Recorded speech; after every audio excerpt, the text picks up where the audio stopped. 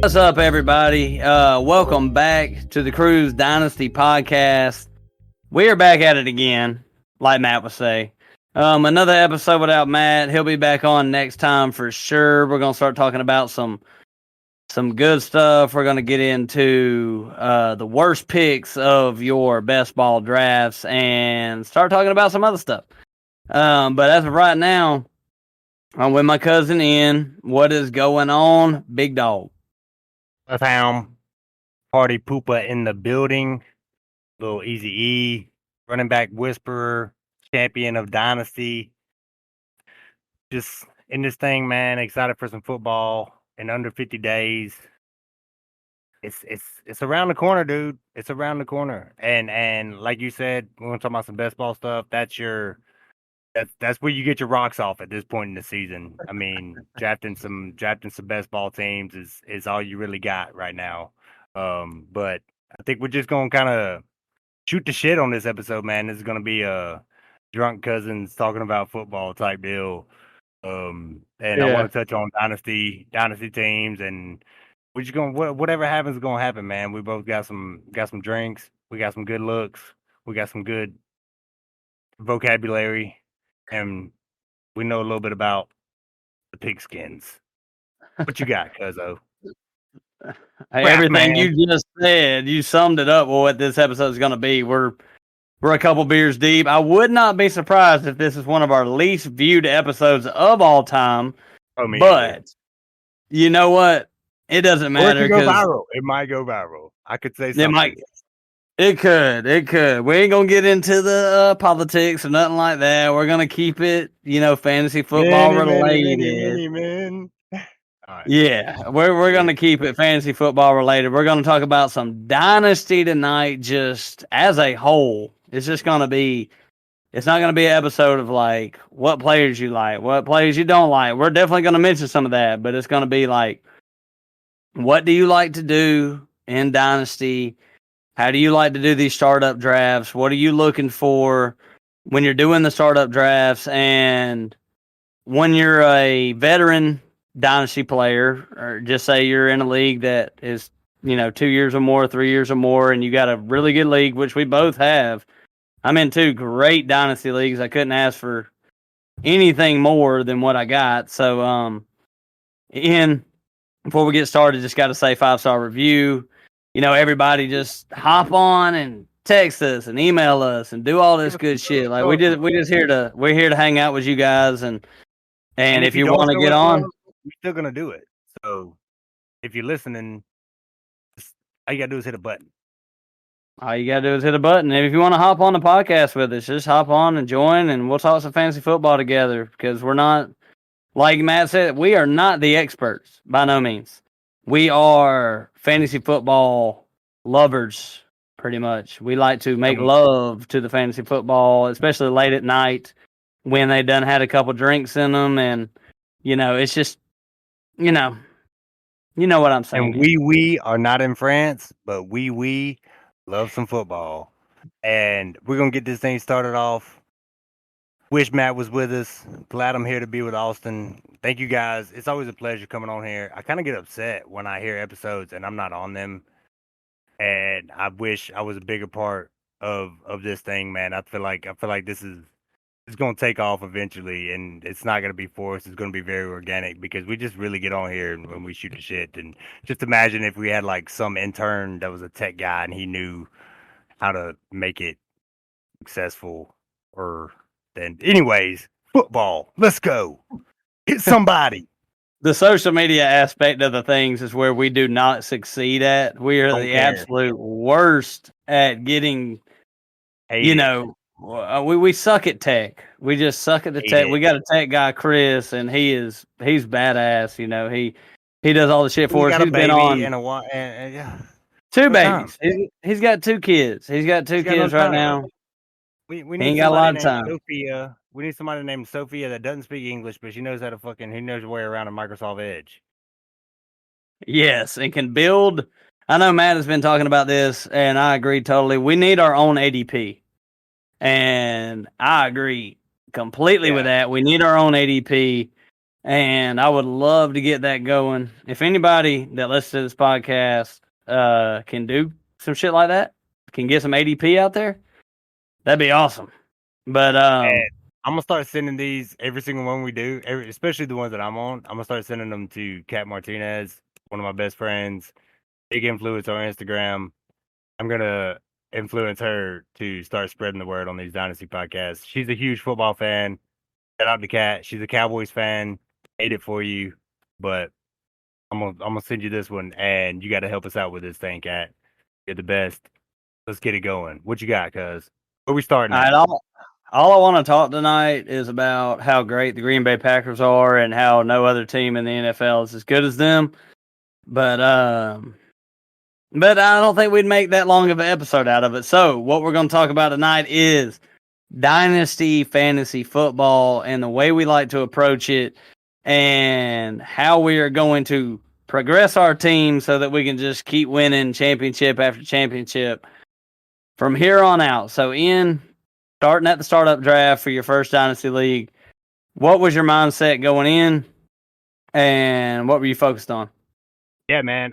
So my mindset going in, honestly, was the mindset of I feel like everybody was gonna take the younger players, and I thought, I kind of went in with the mindset of I'm gonna just take the best player available, and most of them are probably gonna be veterans because I like to win, and I was on the win now, but at the same time, I still was just gonna take the best player available, and if I can get some steals, I would get them, and I got some. And I feel like I had a really good startup draft. I feel like my rookie drafts have been solid. Your rookie draft last year was like you can put that shit on like the Hall of Fame mantle Couldn't of have had a rookie better. drafts. Yeah. Couldn't have had a better. Yeah, it was phenomenal, and it. I don't even know. I don't know what to say. I mean, sometimes you hit, Well, sometimes you don't. who'd you get in that rookie draft?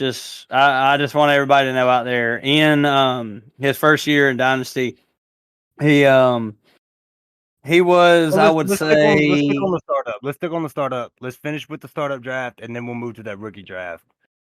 okay. In the startup draft, I was thinking the veteran route, but in the first round, I had a very late pick.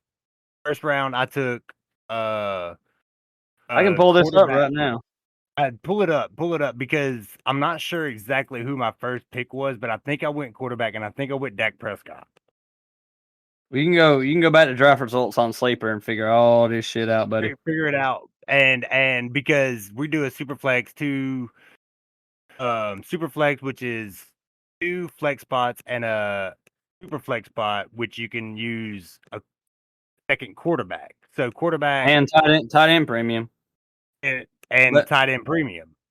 So but it's you can use a very second tight end quarterback, premium. and it's very It's tight. very It's what, 2 points? No, it's tight end a very tight end premium because it's half point PPR for receivers and it's 1.5 per reception for tight ends. So, it'd be equivalent to, if you were Right. playing a full point, it would be 2 points per reception for just to put it in perspective, Evan Ingram outside of quarterbacks was the number 5 in points last season behind Yeah. outside of quarterbacks, that is. CeeDee Lamb, Amon Ra, them guys. So But just to sum it up, with the startup draft, I got a quarterback early, and then Brees Hall fell to me.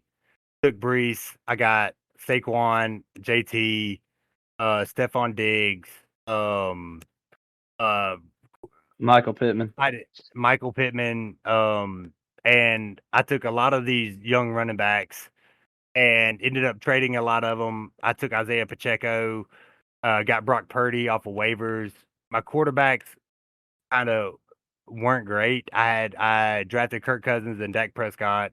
Ended up trading Cousins for what ultimately became Jahmyr Gibbs, I believe. And because I picked up Geno Smith and ended up starting him, Didn't need him. Picked up Brock Purdy that same year, I believe, off of waiver wires. But anyway, it was a great startup draft. I got some steals, especially Brees Hall in the second round. I think coming back, it was like the 204, 203. I think I had like the eighth pick at a 10-man league, and then second round I came and Brees Hall was still there. I was like, I looked at Austin. I was like, look what they just gave me, and took him. And he hasn't, it wasn't fruition that first year, but now top two running back. And anyway, so startup draft went good, and then like I said, traded Cousins for a first rounder. So I had two first rounders last year. I traded somebody. I did another trade with Kenneth Walker for Justin Fields and a third rounder. So I had two picks in the first and two picks in the third, I believe. Do you have it pulled up, Austin? I don't have what you got for the trades. I just have the startup draft pulled up right now. Okay. There's a lot of trades that went down in this league. Sure. Yeah. Yeah. But do you have like where the players were drafted? Yeah, I 'Cause see. think I see that you got. Let's see if I can find you. Oh, Slim Easy. You had a good. You really did have a good draft. You got Dak in the second, which worked out good. Brees Hall in the third, which this is 2 years ago, guys. So things were a little different. Right. Stephon Diggs, Michael Pittman, Kirk Cousins, Josh Jacobs, Chris Olave in the 8th round. Yep. Kenneth Walker in the 9th. You had a stellar startup draft, which I cannot say about myself because my dynasty team in that league has been made on trades and trades alone because my startup draft was straight ass. And you made it, and you got a lot of the players that I drafted. I've traded you. You got JT and Olave and Dalton Kincaid, which we're gonna get to with this one of the picks I got in the last year's rookie draft. Yeah, but like I said, my startup draft was absolutely terrible. I don't even want to mention it to everybody because it was just straight garbage compared to Ian's. I started off with Justin Herbert at the 102 2 years ago. That hadn't really panned out. Then I went Najee Harris in the second round, and Russell Wilson coming back in the third. Wow. And those were players at that time that were maybe reaches, but at the same time had very high upside. I mean, they had very high upside. Yeah, it was my first dynasty league, and I tremendously screwed up. But I turned Justin Herbert and Russell Wilson, and now I have Jalen Hurts and Jordan Love as my quarterbacks, and my receivers are to die for. Got Jamar Chase, Garrett Wilson, Chris Olave, Puka Nacua. The startup draft is it's a monumental thing when you're going through it. It's like, you wait for it, you do it. But the main thing in Dynasty is to sell players when it's time and to buy players when it's time. And I know you hear that a lot, like, sell high, buy low. But that's pretty much what I did. I drafted Ezekiel Elliott in the 5th round a couple years ago. And I sold Zeke as soon as the startup draft was over for a first-round pick, which ended up being, like a high first-round pick and ended up, getting a solid running back. And I remember the conversation we were having. You were trying to sell him to me, and I was trying to buy him from you. And who was it? Noah? Who came in and gave you a better offer? I really wanted Zeke. Well, I just looked around. Yeah, I looked around at what team I thought was going to be the worst, and it was it ended up being a 101 pick in the draft, which I selected Anthony Richardson with that pick, and which still proved to be maybe the 102, but it was 101 and 102. Got Anthony Richardson, traded him, got Jalen Hurts, Anthony Richardson plus something for Jalen Hurts, and now. Mine and yours team is looking pretty damn stout right now. And do you want to just go ahead and give them your team as of right now? from what you ended up with? Because in Dynasty, things never stay the same. They don't. They don't. So, like you said, last year I had a stellar draft. Sitting right now, my team is starting quarterback C.J. Stroud. I have running backs number 1 and 2, Brees Hall, Jahmyr Gibbs. Couldn't ask for a better route there. Probably got the most sought after quarterback for Dynasty. Starting wide receivers, I have Brandon Ayuk and Stephon Diggs. Super solid, not top tier, but You got I Rasheed did Rice. some I did some moving around last year. I really wanted Brandon Ayuk because I see the potential in him, and these are things that we do in Dynasty. It's you have to get the best value. You have to get some of these players before they're good or before they're recognized. And I feel like Brandon Ayuk is good, and he's on a good team, and I feel like he wants to stay there. But it's somebody that I really wanted, and I went out and got him. I can't remember exactly who I traded for him. Um, and then my starting tight end is Sam Laporta. I have Isaiah Pacheco and Mark Andrews now as my 2 flex spots. My flex quarterback is Brock Purdy. Evan McFearless kicking the ball, and the Steelers defense is rounds out my starting lineup, man. Yeah. And you won the championship last year, but that shit is not happening this year because you know who's coming for your ass. You I know know, who's coming for your ass. I know it's not easy. It wasn't easy last year. It was like I said, I hit and I stayed healthy. I mean, so I had 2 first round draft picks last year. I went and I was debating. I had the 3rd pick and the 7th pick, I believe. So at that 3rd pick, I really wanted a quarterback. I wasn't great at quarterback. I had Brock Purdy, but I was running Geno Smith. I had Justin Fields, who actually won me a championship, and I still believe he's going to be good and he's going to be somewhere. And if nothing else, I can get a good trade out of him probably halfway through the Yeah. season or later on in the season. Something. He's a good sit and wait player, but he helped me win last year. Um, but so I drafted Jahmyr Gibbs. I was hoping he came to me. That's the player that I wanted out of all the running backs. I was like, I want some Jahmyr Gibbs. Got Jahmyr Gibbs at the 3rd, and I'll be damned if C.J. Stroud did not come to me in the 7th. And when I got that, I already knew I'd won the draft in my mind. And before the I don't draft, understand. I really don't understand these idiots at the top. I mean, I did take Anthony Richardson at number 2, so I'm one of them idiots, I guess. But for CJ Stroud to make it to whatever you were at, 5 or 7 or whatever you were 5 at or in a 7, super flex league. I know Jordan Addison got drafted above CJ Stroud. That's Jackson just Smith and Jigba went. Bryce Young, Bijan. obviously. Bijan. Bijan went number 1. Bryce Young number 2, and then I think I took Gibbs 3. And then I took Richardson was right there, and then a yeah, couple oh yeah, players went after that. JSN, JSN, yeah, Jordan um, Addison.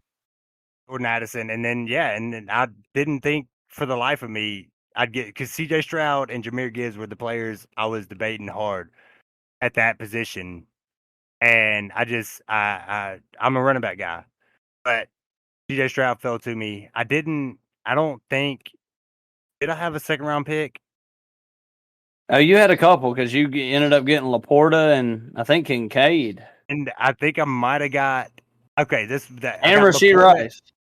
I got Laporta. That's what it was. I got Laporta in the 2nd round because before the draft, watched the top 100 and listed the analysts and everything, and one of the main talking things that they were all focused on was how the tight ends in that draft, the tight end position was the strongest position in the 2023 or whatever draft, Yeah, 23 and class. um and so I focused on that, and I got the 2 best receivers. I mean, I didn't see these guys play.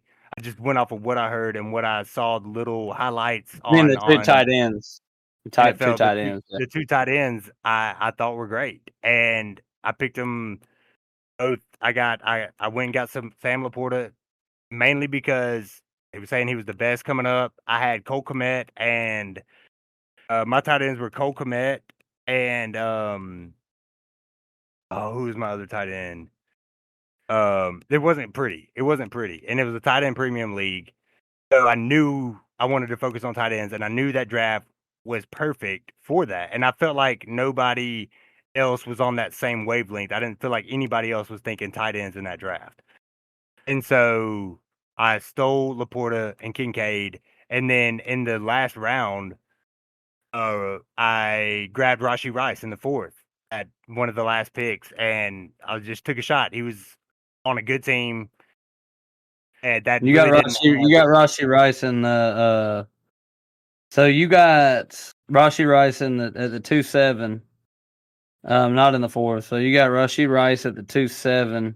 Oh, was You it? got Laporta in the third round. And I had 2 picks in the third round, didn't I? You Let me see. had Hold on. 2 picks in the second round. You got Kincaid. You had 3 picks in the second. You had Kincaid, Rashee Rice in the second, and then you got Laporta in the third. Laporta went behind Jaden Reed, Kendre Miller, Tank Bigsby, even Hendon Hooker.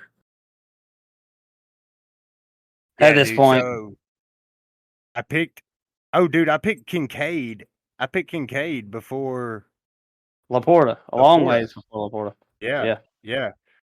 And I did that because of the team, but I think it was the team, and it's something I don't even know, but still, I It was stole a both of weird those. rookie draft looking back on it, but they all look Was very weird when you look back because there's a lot of guys that you think going to pan out that really don't, and then you just get extraordinary players later on. So what I want to talk about going on from now, since we talked about last year's rookie draft, I want to talk about this year's rookie draft.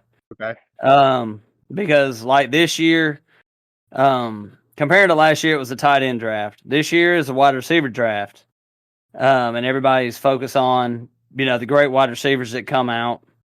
Is there anybody outside of like Neighbors and, Marvin Harrison and Roma Dunze that really stick out to you as far as wide receivers go that you For think sure. could like pan out and be just amazing? Because I know everybody who's listened to Dynasty has heard all the rookie talk. It's all gone down, but I For really want to sure. know what you think about the receivers in this year's class because there's a couple of guys that I really like going in this class.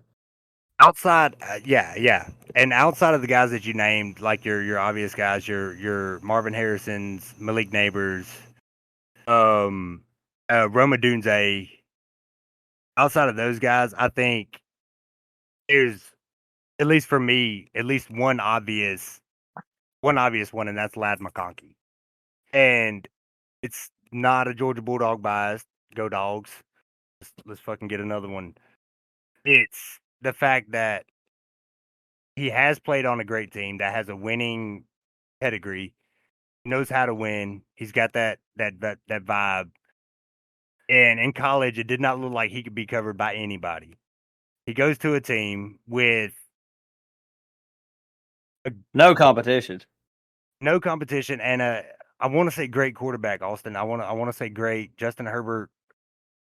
It still can be. I mean, he's not the worst. He's not one of the worst. I don't consider him one of the worst. I think he's just on a team at a bad time. He's a And great quarterback. Just say it how it is. He's a great he's quarterback. a great quarterback. And Lad McConkey is a great quarterback. And Justin Herbert. or no, I'm saying Lad McConkey is a great quarterback in Justin Oh, Herbert. okay, gotcha. And I think he is probably one of the targeted wide receivers that isn't of the top guys. And yes, who grabbed him? You did. And I've been trying to get him from you all off season because I really do like Lad. And the other one, I think, the other receiver outside of the top guys that I really, really wanted was Keon Coleman. I like the way you always pick on me, especially Matt, about the way they talk in the interviews and how they hold themselves outside of on the field. But Keon Coleman just seems like a real down to earth guy. He's on a great team with another great quarterback. They just got rid of their number one. I think they're going to be throwing a lot, and I think he's a great receiver. And so Ladd and Keon are the two from that draft. I felt like are probably going to be your league winners that are very unexpected. Yeah.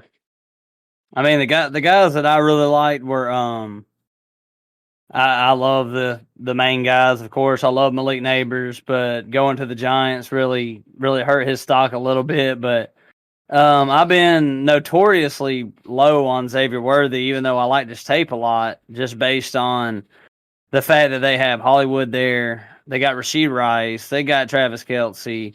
You know, they do have the best quarterback in the entire league. But I just don't see a world where Xavier Worthy is going to be a better receiver, or better for your. I'll put it this way: better for your fantasy teams. I think he's great for the Chiefs. Don't get me wrong. I think he's great for the Chiefs, but I don't think he's going to be a better receiver than like a Lad McConkey is, because he's super needed over there and at the Chargers. And a lot of people put a lot of hate on his upside, saying that he can't be, you know, a top tier guy. Which Who's I mean, he that? might not be. Ladder they. Lad. Okay. So I mean, I don't necessarily see Ladd as being like, I'm not going to say like, I think he's going to jump up to the top tier, Almond Raw type shit. But I mean, I think he can get in that range of a T. Higgins or a Devontae Smith or something like that after this year. And I know a lot of people are going to think I'm crazy, but No, and the Chargers good. need somebody to fill that Keenan Allen role. They lost so. They were the number one team this year in, you know, evacuated targets. Like they have nobody there. Everybody who was there is gone. So I think that he's going to play an important role in that offense. And, you know, I like him. I love Roman Wilson. I hate that he went to the Steelers. It's not the worst landing spot, but I love Roman Wilson. I think he's going to end up being a very solid player. And that's kind of my sleeper guys right there. Keon Coleman, like you said, I didn't like his tape. To tell you the truth, then I don't like Keon Coleman. I don't think he can separate. We'll see. We'll see what happens with Keon Coleman. We will. And going back to the one more time, touching on the lad pick. I mean, it's with the exodus of Keenan Allen, that leaves. Oh, how many receptions did he have last year? Let me see. Let me find it real quick. He had 108. There's 108 balls to be caught there, and I think Ladd's going to get the majority of those. I don't see anybody competing with him for that, and it's going to be good, man. It's going to be good. What was you just saying? I mean, I really don't see a realm of Lad Oh, McConkey Keon finishing Coleman, outside of wide receiver 3. and you were talking about Keon Coleman. Yeah, I mean, I haven't seen a lot of tape on him. I haven't honestly. Probably who did he play for in college? Florida State. Florida State. And so I haven't seen a lot of that, but the main thing that I like is the team he went to, the lack of competition, and the quarterback. Yeah. And he's funny. He's a good guy. He is a good guy to bet on. I mean, I don't disagree with that. I just didn't like the way he could separate in college, but I mean, the landing spot is absolutely perfect. I was hoping Lad went there, but when he went to the Chargers, it was just, you know, just as good. But Yeah. we'll get off the rookies right now, because there's been so much damn talk about the rookies. And Talk about some vets. Let's talk about some vets. Some vets. Whether we need to, let's do like a keep trade cut right quick. How about all right, that? that works. Let me. We're gonna go with the guy on my team that is perfect for this scenario. So, Stephon Diggs, keep trade cut. That's a great name because I am out on Stephon Diggs, and I think he's a trade candidate right now. I think you can still get a good bit for him, but if you're talking to anybody inside the Cruise Dynasty podcast, I'm the highest person on Tank Dell. And I think that CJ Stroud and Tank Dell just got incredible chemistry. And I think Tank Dell's getting slept on a little bit. Every podcast you listen to is Nico is the number one in Dynasty.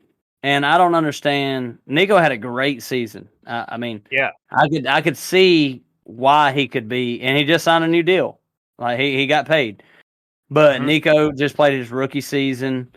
He was freaking incredible when he was on the field. And I just feel like he can do more things in that offense than Stephon Diggs can do at this point in time.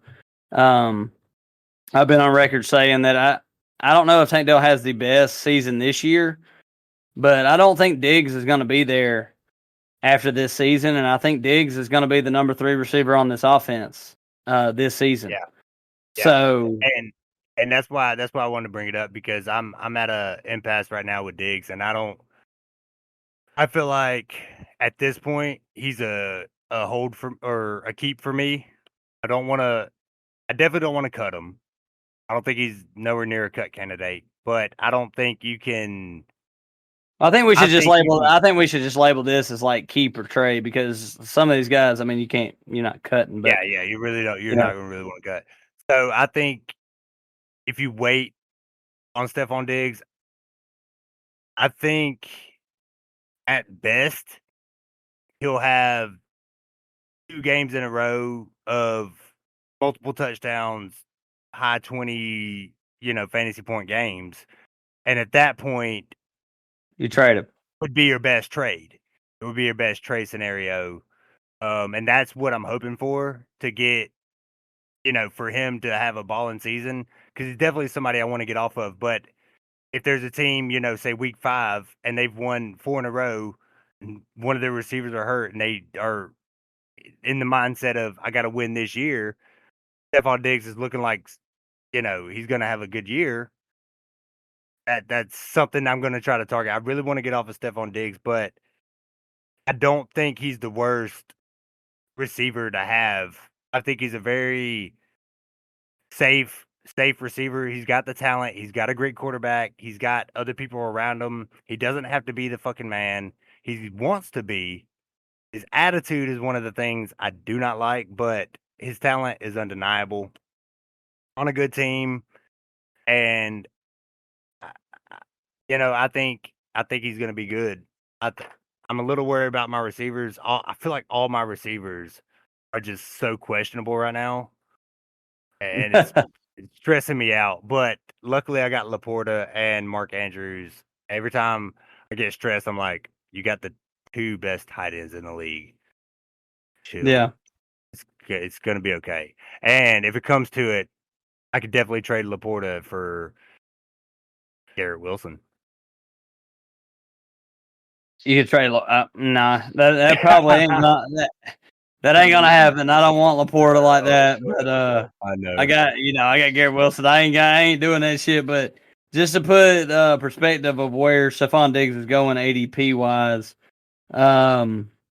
he's going around guys like George Pickens, Mike Evans, Rasheed Rice, Keon Coleman, like we mentioned earlier, and I mean, Devontae the fact that Adams. he's up there with those guys, those young baby breakout characters, is a good thing in my eyes, because he's on my team, and that's at least he's up there with them and not down with Chris Godwin and fucking Mike Williams, type tier.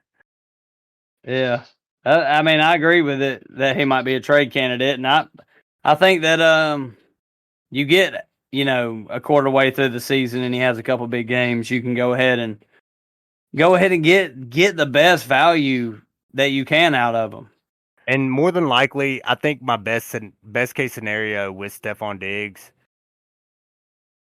I think the best thing I could get for him would be an early pick, second round pick, if I can get a first round pick for him, no matter early or late, I think that is the best I could do because I don't think I'd in any way be able to trade him for a you know A one of superstar. one of these young receivers.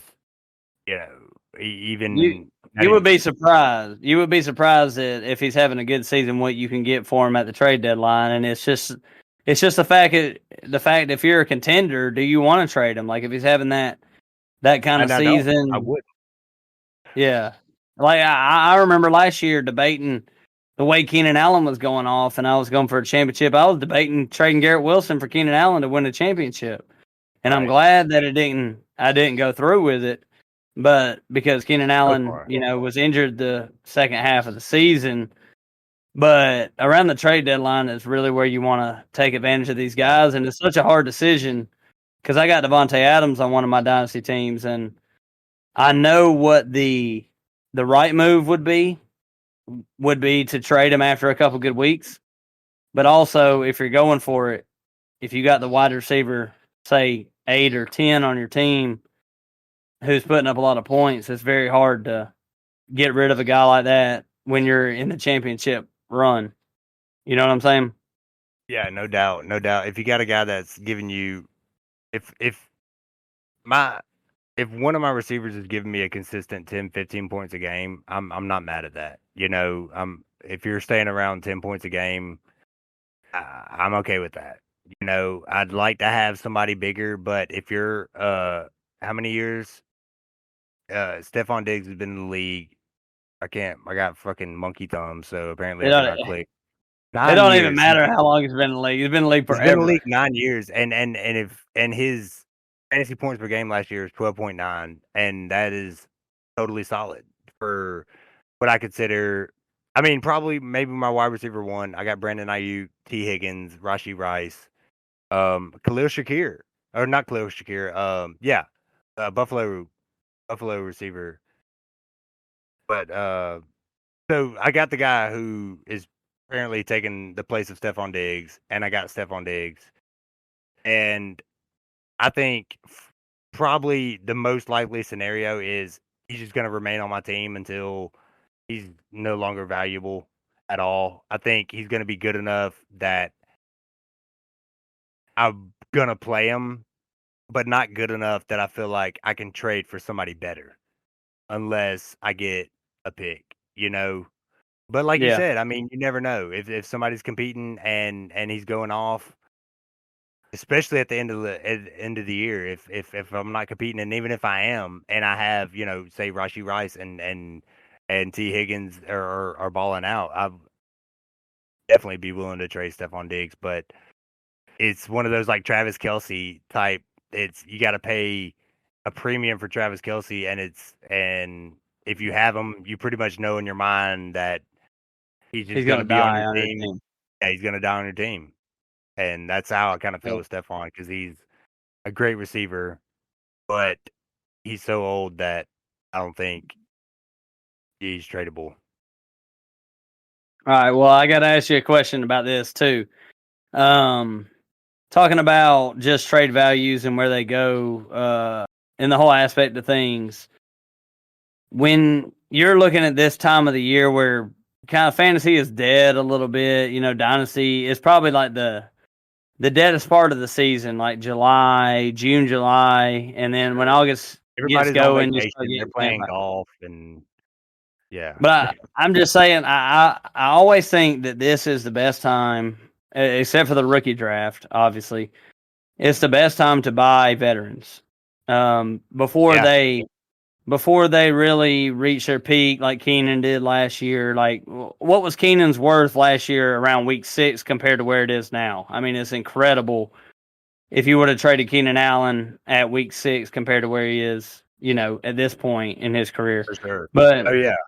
I want to ask you, where does the injury risk with veterans and the trade values coincide? So what I'm trying to say is, like, I know it's a good time to buy veterans right now. Like if you wanted Devontae Adams, good time to get him. Yeah. If you want Stephon Diggs, it's probably a good time to get him. And Yeah. if he does go off. But would you rather just pay a premium price around the trade deadline, knowing that they have already had a great season or in the midst of a great season, compared to you don't really know if they're going to have a great season or if they're going to get injured, but you might have to pay a little less? What would you rather do? Would you rather pay a premium price with the knowing that they've already done really well, or would you rather pay a discounted price and take a little bit of the risk that goes along with it? You understand what I'm trying to say?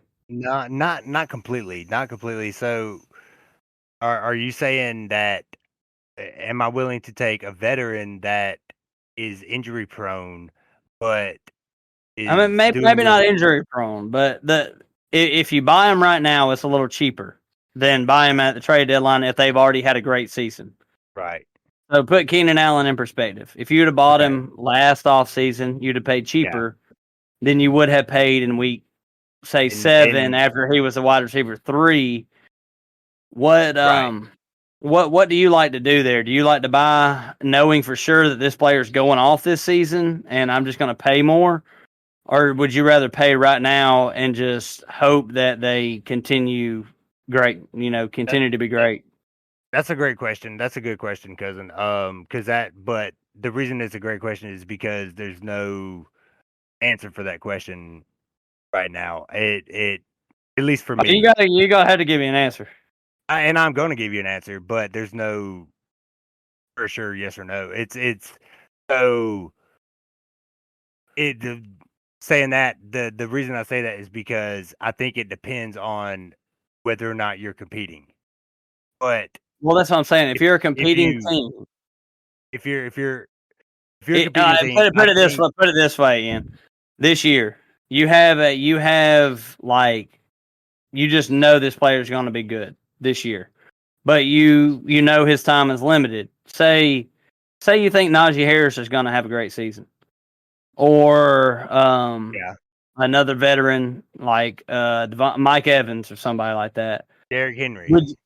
Derrick Henry. Would you rather pay for them now and pay a little bit of discounted price, or if they're on a team that's not competing and you know you can get them later, would you rather pay a premium price after you've seen what they have done throughout the season if they're having a great year?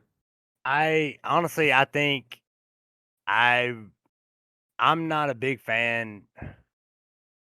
I think if you want to buy veterans, it behooves you to do it in the offseason. If you feel like during the offseason your team is going to compete this year, okay, that's a perfect example. Mark Andrews. We did a trade for Mark Andrews, a veteran. Everybody, I feel like in fantasy football, still feels like he has at least 2 years left of good fantasy production. I traded you Kincaid for Andrews. I think it was straight up, right? Something like that, yeah. And because I feel like it was the cheapest I was going to get him, because if it would have won this season, I think if you want to buy a veteran, you need to buy him in the offseason. And just call your shot, pretty much. And just know the guy you want and go get him if you want him. But I think buying veterans towards the end of the season at the deadline is gonna cost you. It's a hard thing. But I think it is better to get them in the off. I'd rather buy them in the off season. I don't want to get. If I'm competing, it's going to be hard. People are going to know, you're going to have to pay a premium for it. But if you have draft picks or some, you got depth at conviction. a position, yeah. If you got some depth and you really just want to win that thing and you can do it, then that. But yeah, I would definitely prefer getting them now. Yeah, if you want Devontae, you better go get him. Yeah, and I agree with that a little bit, because you got to take on some of the risk. Like if you go out and buy Mike Evans or Devontae Adams and they get hurt in week 2, Yeah. Like you're screwed. You got an old player who is out Yeah. this season. You just paid a price for him, and you're just done. You lost a trade. Like there's no way around it. You lost a trade. It Yep. doesn't matter if you paid a second round pick for him. If it's their last year playing and they're hurt, it doesn't matter. But also the opposite side of that is to wait to the trade deadline. And like you said, everybody knows you're going for it. Everybody knows you're competing. So they're like, you're going to have to pay. If you Yep. want a championship, you're going to have to pay, and you're going to pay a lot for them. And And that's what separates you're the boys going from to the have to men. make my team a lot better in the future, because when you're in that position of a non-competing team, you're going to win that trade 100% of the time because you don't need this guy. Yep. And Yep. the competing team definitely has to have him. So after Needs asking them. that question, what do you do as a competing team when you know that you have a guy that you have the trade value is probably going to be at its highest? Like say Mike Evans is just going the hell off. He's wide receiver 5 on the season. You're competing, and you know this is the absolute last time in his dynasty career that you can get extreme value. Do you keep Great him question. or do you trade him? That's a great question. That's a great question. And I think you trade him, man. I think you trade him, dude. If I mean, it's like you said. I mean, it's the absolute last time But they're what do you try to get out of it? Like you have to still, if you're a competing team, you got to still try to get like 3/4 of the production that he was right. giving you plus something else. Like, Yeah, and and you're obviously going to be trading him to one of your contenders, because that's the only ones that are going to be buying. Is one of the teams that are trying to come for your head, trying to win the championship. yeah, you're right. You're right. And there was, dude, I can't remember what I offered for Keenan Allen because I knew I was competing, like you said, around week 6, and he was doing his thing. I was trying to get Keenan. I had a very young team, and I wasn't sure. But I was doing good, and I I I was willing to put it all out there for him. But yeah, I think when it comes to trying to get those guys in the middle of the season, it's a slippery slope, So I think it all just falls back to get your guy, and and and it's gonna be it's never for sure thing, but Well, yeah, let's yeah, let's put some name value into it. Like I said, Mike Evans is going off this season, and he's a wide receiver 7 or something going into week 9. Trade deadline's coming up. You got Keon Coleman down there. He's like wide receiver 30. He's shown some promise. He's doing all right. You're a contending team. Do you sell, Mike Evans for Keon Coleman in a second round pick, or do you hold on to Mike Evans and hopefully you just win a championship? Because that's the name of fantasy. And yeah, I've asked you all these questions. I haven't given any answers. My answer is I'm holding on to these guys. Like I'm and going to and go ahead and win it. and that's what I did last year, dude. Because Stephon Diggs was going off. He's going off, dude. And there was times when I knew for a fact I could have traded him, and people offered me. They're like, "What do you want for Diggs? What do you want for Diggs?" And I was like, "Not trading him. Not trading him." And Because he ended up sucking at the end of the last season. and he did. He ended up sucking, and I didn't. I think the only reason I didn't regret it is because Rashi Rice kind of stepped up, and I was able to fill him in there and Yeah. make it through.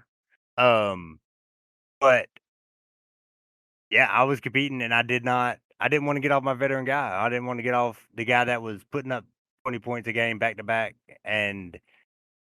But I don't know if that won me the season or either way, it's so hard to say. I don't know if holding on to him. I don't know if I could have won the season without having him on my lineup. From But at the beginning of the year, yeah, you needed him.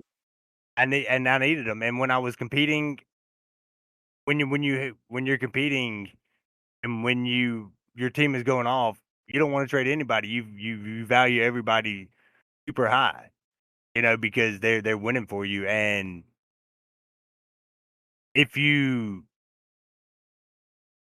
really play dynasty to play dynasty, when it comes to football, you want to win. You want to win that championship. So you do anything you can. But I think if you're a competing team, you keep them. You keep the guys that are going off, no matter how old they are, because it really just comes down to this season. It comes down to this season. But if you're not, But if you know what value you can get is the problem. if you're The problem teetering on that is like I edge, know I can get like an up and comer that's going to be great, but I'm maybe gonna be yeah great. that maybe. Well, it might be a guy that probably will be great. I mean, Yeah, at that point, that's true. if you're selling to a team that's also competing, and that's my issue is I just got a major fucking problem with people trying to beat me at fantasy football. You know what I mean? And it's like Yeah. I'm not trying to help anybody else out who is trying to take the championship from me and sell them a competing piece mid-season to make their team better. And I would Right. rather just, like you said with Travis Kelce or whatever, it's better for Gotta my put it in. sanity. Better for my sanity just to hold on to them and not see you win than Yeah, just like when I traded, I remember because that reminds me of the conversation me and you had about trade for Jonathan Taylor. And what I can't remember what you traded me for Jonathan Taylor, but one of the main reasons I didn't want to trade him to you, I was like, I know, like the thing I read is watching you whoop my ass with Jonathan Taylor for the next 3 or 4 years, seeing him on your team and beating up on me. That was the main thing holding me back for trading for him. And I think ended up giving me a pick. I think he probably turned it into Sam Laporta. I no, can't Jonathan remember. Taylor ended up turning into Jahmyr Gibbs. I traded Yeah, is you that the 103. I traded you the okay? 103 for Jonathan Taylor. Yeah, right. And so that goes back to it. Like I was a competing team with a lot of great running backs. I didn't know that Jahmyr Gibbs was going to be good, but I knew I would get a good pick. And I didn't win. I can't remember if we did that in the offseason. I think we did that during the season of the startup. And I ended up trading him to you because I had a stacked running back class. I mean, I wish Yeah, I could Brees remember. Hall, I mean, Kenneth Brees Walker. Hall, Josh Jacobs, Kenneth Walker, JT, um, Pacheco, Damian Pierce, who was really good at that time. And so it wasn't a huge loss, but you got to take those chances, man. And uh, sometimes you gotta overcome it. Like I didn't want to see or Jonathan Taylor beating my head in, but I felt like it was worth it. It was worth it, and it helped Austin out. I knew he wasn't competing, so I knew I wasn't gonna have to worry about him in the championship. Uh, it's hard to compete when you got Jamar Chase with no quarterback, Garrett Wilson with no No quarterback, and quarterback. Mark Anthony Andrews Richardson who's hurt. sitting on the fucking bench, Anthony Richardson Richardson's who don't want to out. play any games. You Herbert know, sucked. yeah, Justin Herbert got hurt. I mean, it Trade was you over. anybody at that point. Yeah, I trade you anybody at that point. Yeah, and Yeah, it paid off. you know that pick was gonna be good. But I did. and It was that either gonna be CJ Stroud or Bijan or Jameer. and It's gonna be I somebody. want I want to segue to that because I'm not one to complain about injuries. I just mentioned all the ones I just had, which I did complain a little bit from last season. But my goal this offseason in both of my dynasty leagues, in Dynasty and Doo Dynasty, was to trade a decent amount of my picks to get some depth on my team. So Yeah. In our league, I got Jonathan Taylor, Saquon Barkley, which is great. But it was the only two I had. It's the only two I had. After that, it was kind of like Roshan Johnson or whatever, Chuba Hubbard. So I was like, I got to get depth at running back. So I went out and traded some picks. I got DeAndre Swift. I got Joe Mixon. Right. And then, at receiver, my receiver's pretty good in that league, but in Doo Dynasty, I went out and got just a buttload of like flex plays that I think I could play. I got Jacoby Myers, I got Brandon Cooks, traded a third for Brandon Cooks. Got Chris Godwin. I'm just looking to, if you're a competing team, that depth has got to be. You can look at your starting lineup all you want and say, I got the best starting lineup in the league. But as we've been playing fantasy for 10 years in redraft and some years in dynasty, and we all know that starting lineup week 1 that you think looks freaking great, you never get to play that starting lineup again. You never get to play it again. If you have the same starting lineup, how many games are they playing? 17. If you have the same starting lineup, if you have the same starting lineup for 7 of those 17 games, you're probably going to win. Yeah. Exactly. I mean, if your players stay healthy, every single one, how many players do you play? 2, 4, 6, 8, 9, 10. If for your players, dude, it's very rare. It's very rare, and so you're right. That's why depth is such a big thing. You got to have the depth, and especially, in my opinion, at the running back position, because I went out and paid at 26. I went in that other dynasty league. Just you can go on what you were saying, but I went out and paid a 26 first and a 25 third for Najee Harris to add some depth to my running back room this season. Yeah, and you traded a question mark. You traded question marks for a player that you know what you're getting. You know what you're getting out of Najee Harris at this point. But you also know that is a team that refuses to lose, and that is a team that loves to run the ball. And Najee Harris could pull a Christian McCaffrey, because when Christian McCaffrey, I wouldn't say Christian McCaffrey. Let's just put Najee as a good, a solid RB2. The reason I'm bringing that up is because Christian McCaffrey wasn't always the Christian McCaffrey we know today. He went just like Najee Harris when he was a rookie young player at the top of the drafts. He had pretty good years. Injuries kind of plagued him, and then it was in and out, whether or not, and he had a couple good years that weren't good, and then he went to a great team. And even when he came back healthy in Carolina, it still wasn't that great. And then he went to a great team that didn't need him, but he was a focal point, and he balled out. And so I think Najee Harris has the talent, has the ability to be a great running back, and he's on a team that loves to run the ball. And this year is I feel like the last year he's got to be in that tier, at least, because he's got a hungry young guy running behind him that's ready to take that spot. And I don't think Najee Harris is a bad player to have. But I do think that if he doesn't do it this year, it's over. It's over. But we've seen running backs come back from having bad years and be great. But you got to really want it. You got to really want it. And running back is the hardest position to fill once one of your players get hurt. Once one of your top tier running backs, your starting running backs get hurt, just picking up their backup is not going to give you the same production. That's why. Yeah, whenever you do that, and that's why I'm not very big on picking handcuffs and like redraft. I like to pick, if I'm gonna pick a handcuff in redraft, I like to pick the handcuff from somebody else's team. I don't like to pick just say I have Aaron Jones. I don't want to pick Ty Chandler for my team. But if somebody else has Aaron Jones, because if Aaron Jones gets hurt for your team, yay, it's great you got the handcuff, but your team just got worse. I mean, Right. it doesn't matter which way you look at it, your team just got worse. Yeah.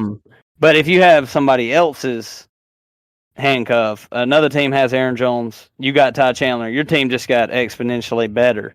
So, Because their team got yes. worse, and they don't even have that 7 points a game from that player, that backup player. They have even They got nothing. probably a worse. Yeah, they have a worse option. So Yes. yeah, I get what you're saying on that. Yeah, for sure. But there are some handcuffs that are better than others. It doesn't apply to everybody. But at the same In time, yeah, Dynasty, it is a little different too. In Dynasty, it is a little different because, I got Kyron in a Dynasty league, and I would love to have Blake Corum, just for shits and giggles and to, give myself a little sanity if Kyron Williams ends up getting hurt or something because like Blake that. Corum is a great running back, and he showed that in the league. He showed that in college for sure. We were all surprised when he went to LA because we weren't surprised. We were just upset because he didn't go to a team where he could be the starting running back. We all wanted some Blake Corum, but he is one of those guys where they got the talent and is It a reminds great me a lot athlete. of the Zach Charbonnet situation where Yep. Kenneth Walker was, the guy. He was drafted to be the guy in the second round, and he's shown he had tremendous ability. And then Zach Charbonnet comes in, everybody lowers their rankings, which they should. I mean, Kenneth Walker was way up there for me before Charbonnet came in. But also, it was just kind of like when Kenneth Walker's healthy, Kenneth Walker's the guy. And I think Kyron is in that same boat. But going back to handcuffs and stuff like that. Najee, and yeah,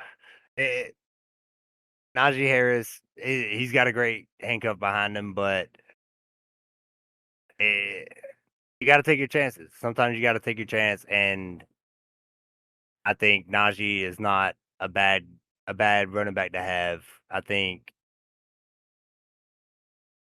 I don't know what I think.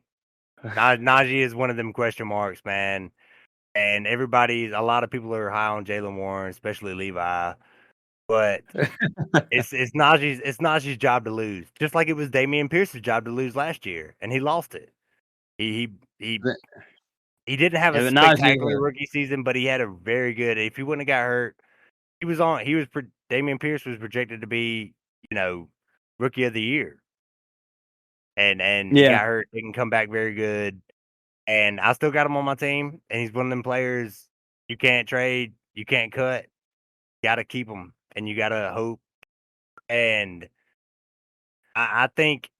In all honesty, I honestly think Dameon Pierce is going to have a good year. I think he's going to have a good year. I think the Joe Mixon being there, Joe Mixon, we all know, has been a good fantasy player, but he's getting to the end of his rope. He's been in the last few years. He's been great, but running backs do not have a long life in fantasy football. So we'll see. We'll see, man. It's hard. Yeah. Those guys that are, they got the talent, but you're not sure why they're not producing. Well, yeah. And to just while we're talking about Dameon Pierce, I want to segue on to, one of the elephants in the room of fantasy football is draft capital and where these guys are taken at compared to what they've done. So, say last year we were all in on it. Capital, sorry to interrupt. Do you mean draft capital as in where they were taken in the NFL draft or where they were taken in their fantasy drafts? No, fantasy drafts are irrelevant. If you find a diamond in the rough, you find a diamond in the rough. But NFL draft capital is a proven fact that the coaching staff takes longer to make that guy their guy. Like Isaiah Pacheco is kind of, and like Aaron Jones drafted late, Stephon Diggs drafted late. These guys, if you're with a good offensive coordinator, Kyron Williams, something like that, they will get you on the field and they will play you. But when it comes to guys like Dameon Pierce, had a good season, got replaced. Didn't matter. He was a 5th-round pick. Alexander Madison had his chance. He is done. His chance is over.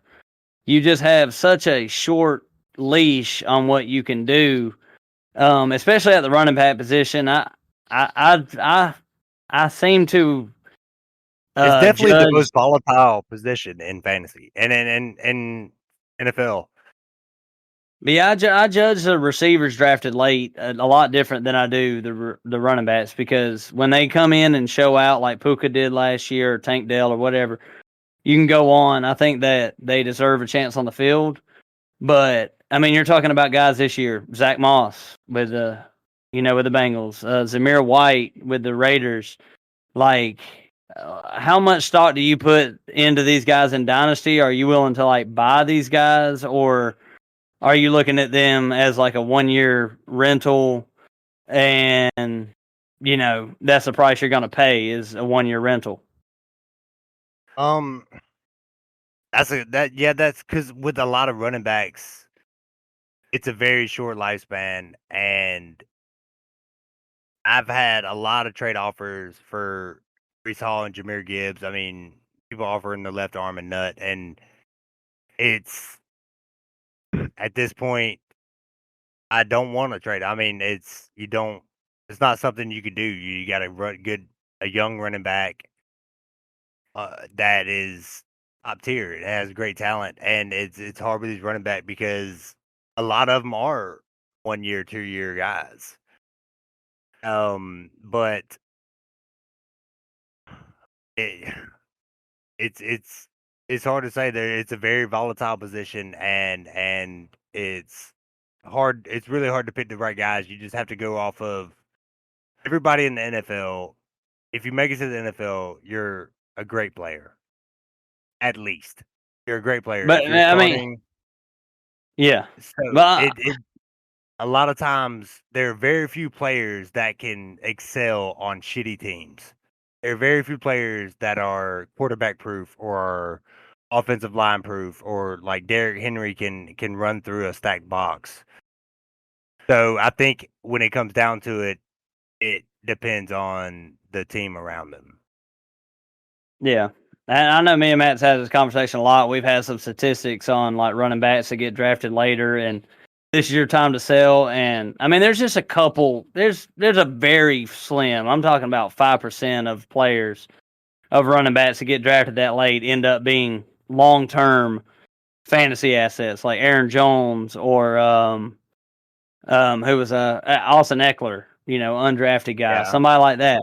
But you have these guys that show out for weeks, that have good weeks, like Zamir White did last year. He had 5 good weeks, and Alexander Madison the year before, he's going to be the starting running back, blah, blah, blah.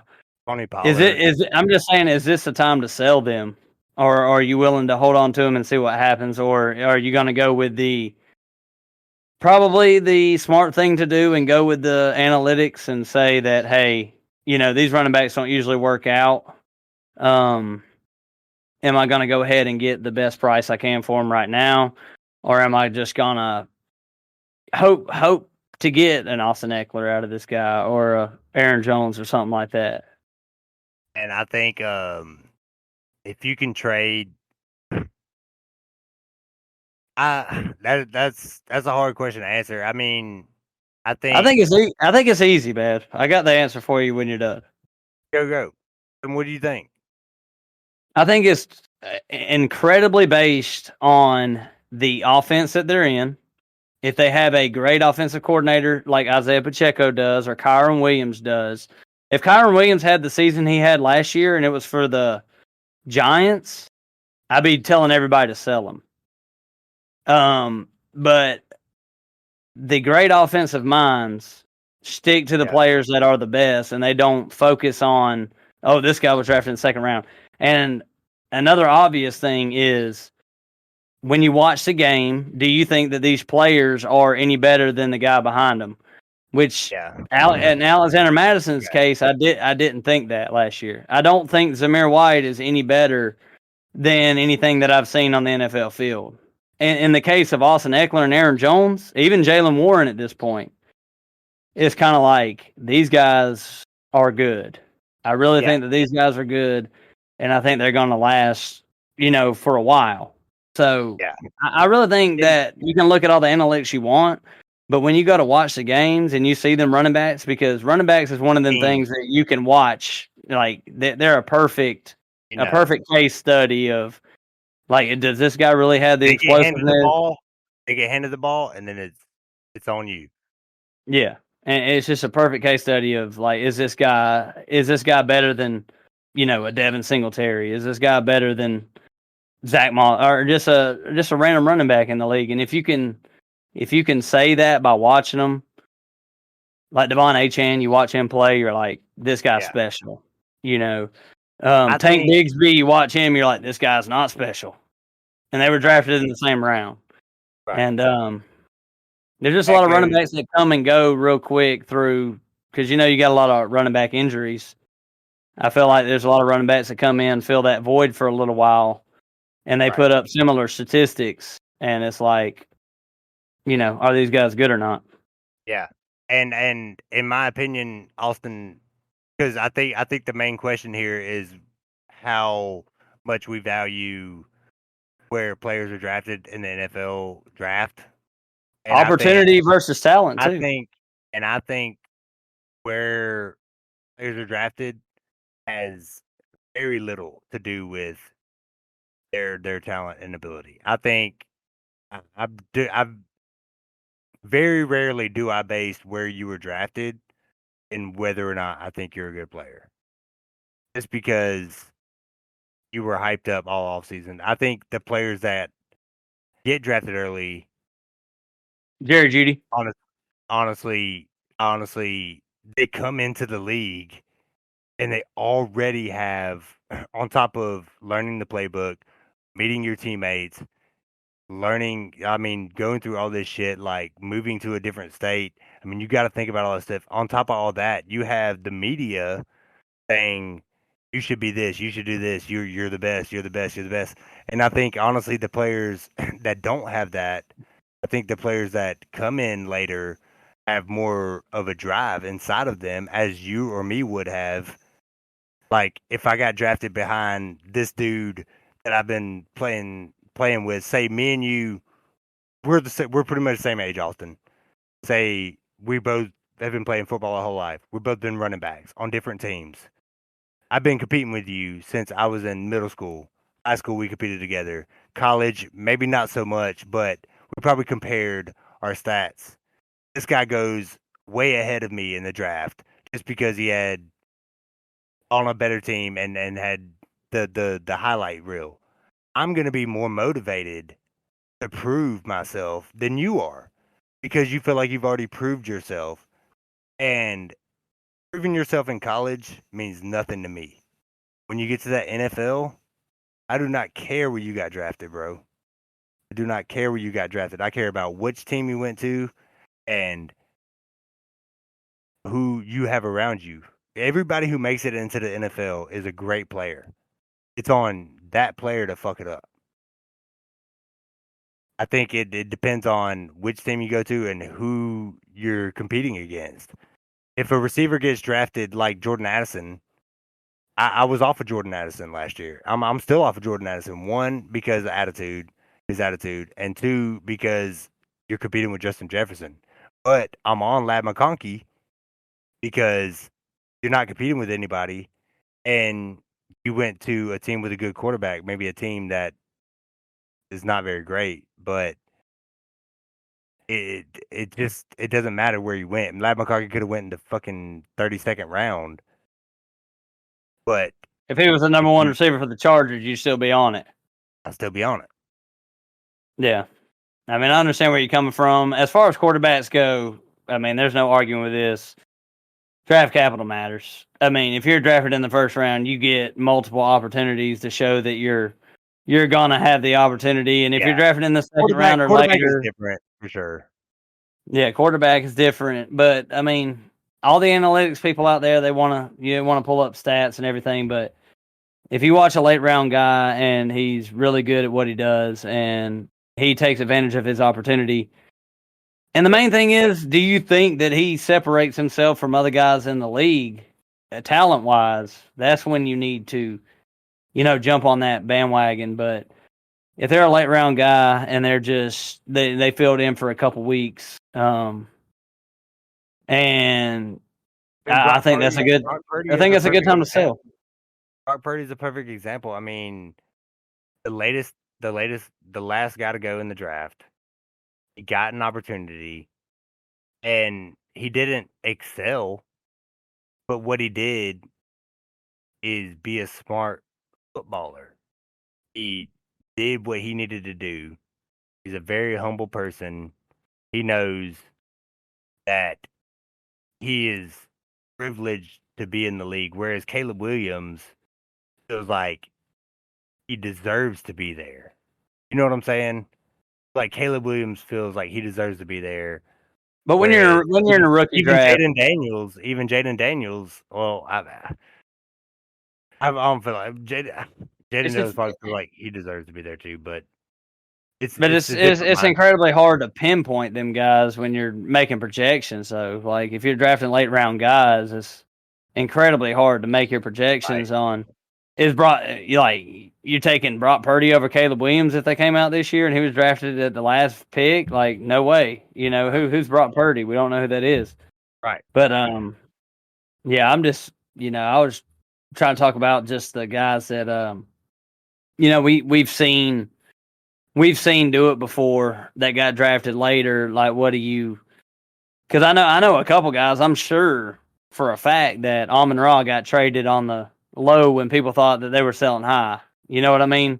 Like they're like, oh, this guy's a third round pick or fourth, wherever he went, and he had like a great back half of the season. And now the guy's a wide receiver 4 in fantasy, in Dynasty. So, like, or like Puka Nacua last season, like people thought that they were selling high, at the beginning, but that might not pan out. Most of the players that I'm trying to think how to word this, but the players that I've picked up in week 1 and 2 of the fantasy season that nobody had on their team, per se, Puka Nacua, Alvin Kamara, players like Kyron Williams that you didn't even hear about until they balled out in weeks 1 and 2. Those are the players that will win you your fantasy league because they're on nobody's radar and they just went to the right scheme and got with the right coach and they put them in at the right time. And that's the shit that you can't plan for. And you can plan for it. The plan is to sit down, turn on Red Zone, listen to Scott Hansen, and wait for this motherfucker to ball out. And the thing is, last year in my redraft team, I was doing so much picking up in the offseason that on week 1, I saw Kyron Williams balling out, but I didn't drop who knows who because I was like, Kyron Williams is good, but I really want to see what blah, blah, blah is going to do. And so I didn't pick up Kyron Williams in the first quarter of the first game after I saw him just bust out. And I regret it because I thought that Jackson Smith and Jigba, or somebody, that was on my bench. I wanted to see what they were gonna do, and you got to.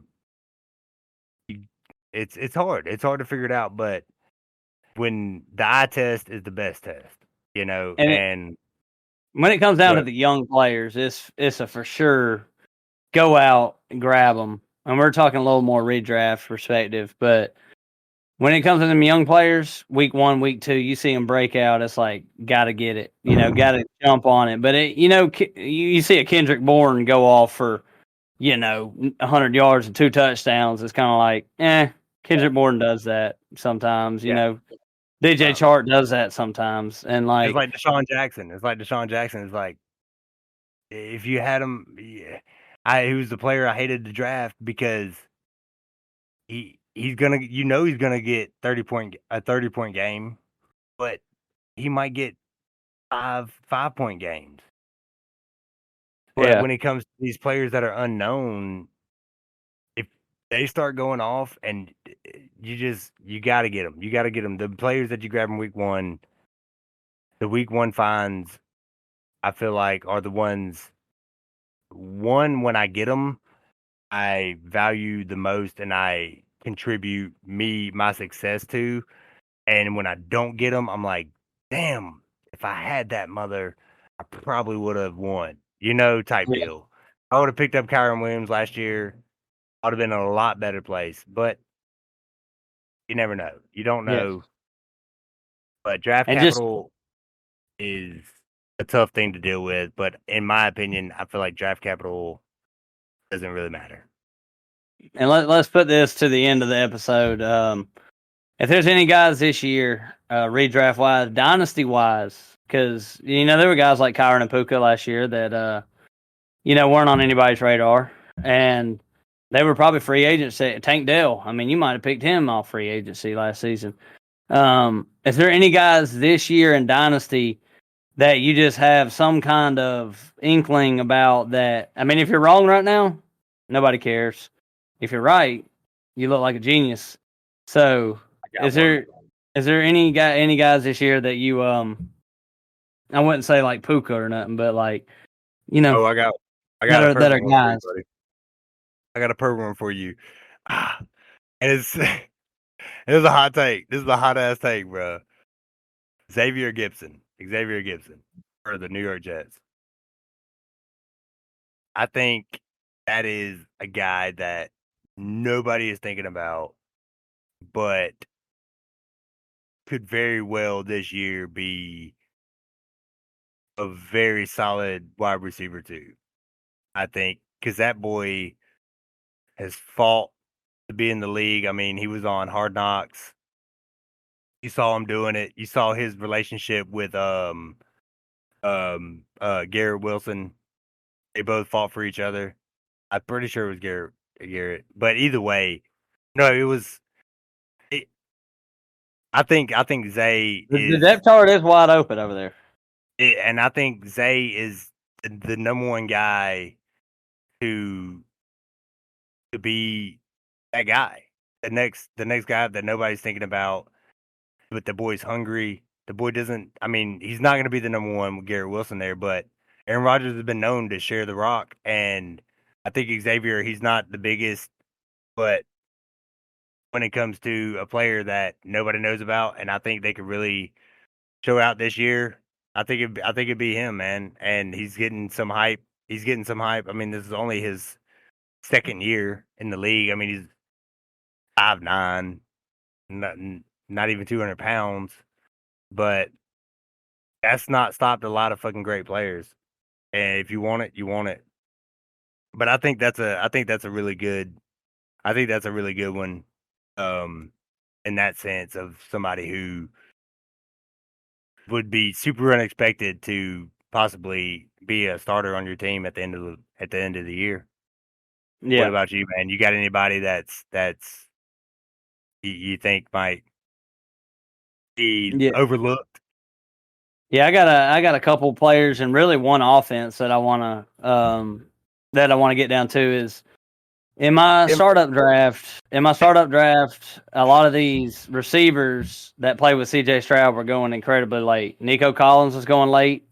Tank Dell was going very late. I drafted both of them in the startup draft when CJ Stroud came in. And this year, I think it's Drake May, which I really like Drake May a lot. So I really like Jalen Polt. I like Javon Baker. I think that, and Pop Douglas. I really like Demario Douglas. I think you need to take as many shots as you can on that New England offense, because if Drake May ends up being the guy, you're going to end up talking about Drake May, not as high as CJ Stroud was, but you could put Drake May. He's one guy that could shoot way up rankings. and be talked about being as a first round startup dynasty pick next year. And then receivers could just fly up. But another guy just individually that I want to mention, I try to look at what happened with Puka last year or what happened with Tank Dell. These guys I'm trying to pinpoint great offenses with great quarterbacks and receivers that may have gone later there. And I think Jermaine Burton for the Bengals fits that bill. You got T. Higgins, fighting over his contract. He's going to be there this year, but I really don't think T. Higgins is going to be there next year. He's signing the tag. They didn't offer him a long-term extension. They paid Burrow. They got to pay Jamar Chase. So I think Jermaine Burton ends up being, if he has a really good season this year or even a decent season this year, he could be the wide receiver 2 for the Bengals. And, I mean, you never know. He could just completely break out and be a really good player. Yeah. And one of the touching on that point, just being in the Bengals offense, one of the reasons I went out and pursued T. Higgins last year was because I saw a stat that said, and over the 3 years that Joe Burrow has been there, the Bengals, I want to say, we're the only offense with 3 receivers who average 1,000 yards a year over that 3 years.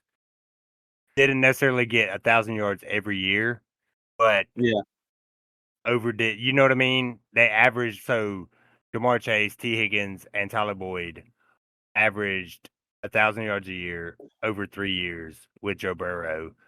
And Tyler Boyd is not even in a conversation of a player that really good receivers on our bench, but he's a 1,000-yard a year receiver. And the only reason is because he's with Burrow on a good team and he has other receivers to ball out. So I think that is a good, for a scientific term, litmus test to that thing, because you're right, because T. Higgins is probably not going to be there long. I hope he stays there, because I took the chance. I took the chance on that. I was like, he's a great receiver on a great team with another receiver that's going to open it up for him. And he's got a good quarterback throwing to him. So I hope he does stay in Cincinnati. But yeah, I mean, more than likely he's not. And the next guy up is gonna get the chicken dinner, because Jamar is gonna do his thing, but there's always gonna be another guy, and it could be Burton. What's his face? Burton. I forgot. Yeah. I totally forgot. But that's kind of one of my sleepers that I think could have a really big season. And I mean, running backs are kind of easy. You can just throw some names out there that are easy to predict. I mean, there's your Marshawn Lloyds with Josh Jacobs there if he's just not great, and your Kamani Vidal with the Chargers. That's the player I was thinking of, Vidal, because he's someone I feel like he might be the Pacheco of this draft. All right. Okay. Or maybe not, but I feel like he's kind of gone under the radar. Got a good landing spot. Team, got a good landing spot.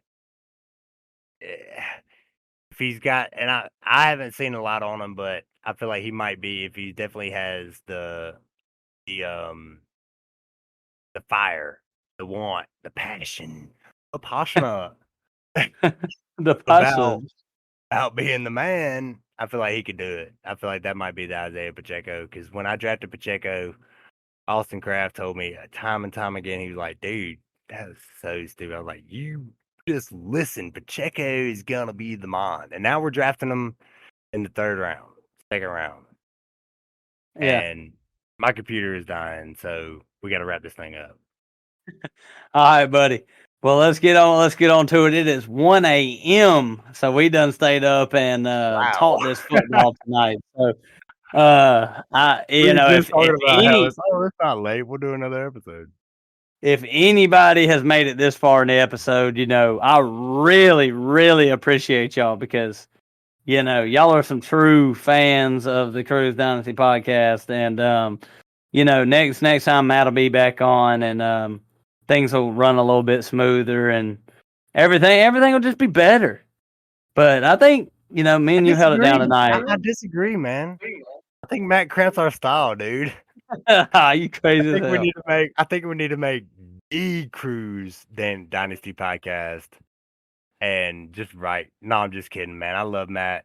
I love him for starting this whole thing, setting this whole thing up, and getting me and Austin on here because this is what we just do regularly, and we would do this no matter what. And it's fun doing it for a podcast and hoping people listen. But yeah, man, thank you for having me. It's always a pleasure. Hope to be back soon. Matt, you're gonna lose. That's all I gotta say. Yeah, man. Promote us, Cat. We need your help. Put us on all your social media accounts.